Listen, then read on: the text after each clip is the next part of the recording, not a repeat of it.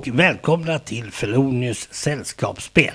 Ja, som ni ser, nu ska vi spela Teenage Mutant Hero Turtles.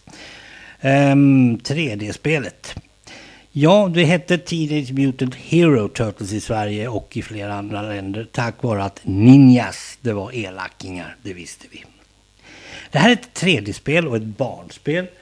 Min version är från 1991 och om jag nu har fått helt rätt för mig så gavs detta spel bara ut i England, Sverige och i Holland, Nederländerna. Inte i andra länder överhuvudtaget, vilket är märkligt. Men det gör ju det att om man får tag i ett sånt här spel så finns de engelska reglerna faktiskt på Board Game Geek. Det är bra ifall ni är utlänningar och vill hitta ett sånt här. Min version som sagt är från 94. Det är till 2-4 spelare. Från 6 år och det är inget problem. Vad tycker jag om det här spelet då? Ja, det är lite statiskt. Man gör ungefär samma saker. Men alla spel som inte har 6-sidiga tärningar, det gillar jag automatiskt. Och det som är så fantastiskt, det är att Shredder, han kan också vinna.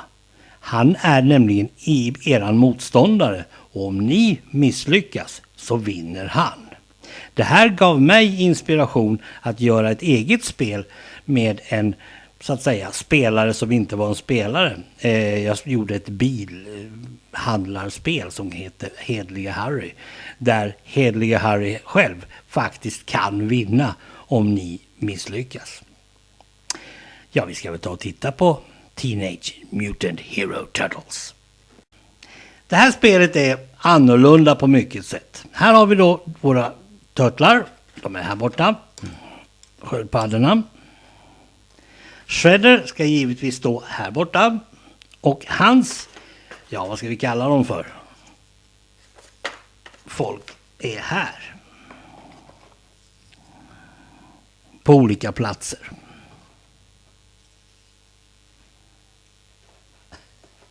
Det här tar lite tid kan jag säga.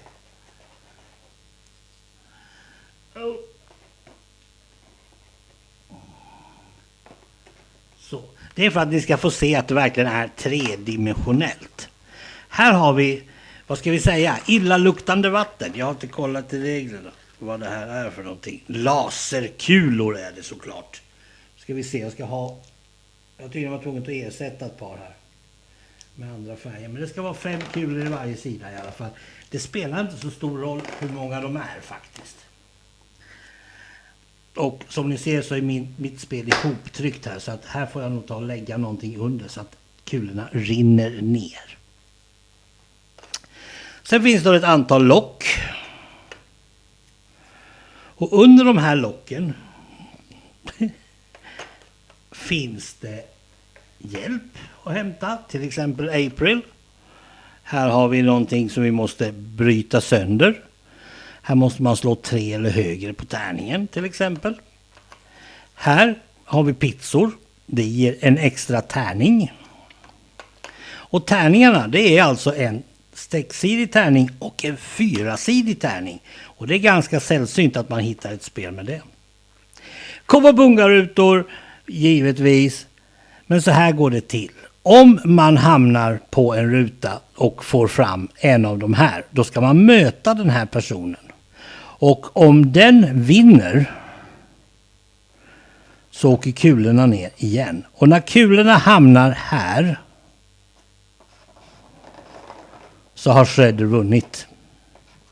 Så man måste försöka ta sig över hit och slåss mot Shredder innan kulorna har hamnat här. Så om det är den sista där. Nu är det snart kört. Det är just det som är problemet. Med en extra pizza nu så har jag en extra tärning. Det har inte Shredder. Shredder tycker tydligen inte om pizza. Ja, det är hans problem nu. Och jag tror helt enkelt att om man är intresserad av det här spelet, den här typen av de här figurerna helt enkelt, så är nog det här det roligaste utav de Teenage Mutant Ninja Turtles som finns där ute. Och jag letar faktiskt efter ett exemplar till för att ge min gode vän Ron i Chicago. Förhoppningsvis ska jag hinna få tag i ett. För jag tror han skulle tycka mycket om att bara äga det här spelet. Ett enkelt spel, det är ett bra barnspel också om de nu är intresserade av TMNT. Så är det. Vad är mitt omdöme normalt då? Ja, det här är väl ingenting för farfar. Det kan jag inte tänka mig. Men lilla minsta med barnasinnet kvar så är det ett roligt spel att plocka fram nu och då. Faktiskt. Tack för att ni har kikat. Hej då!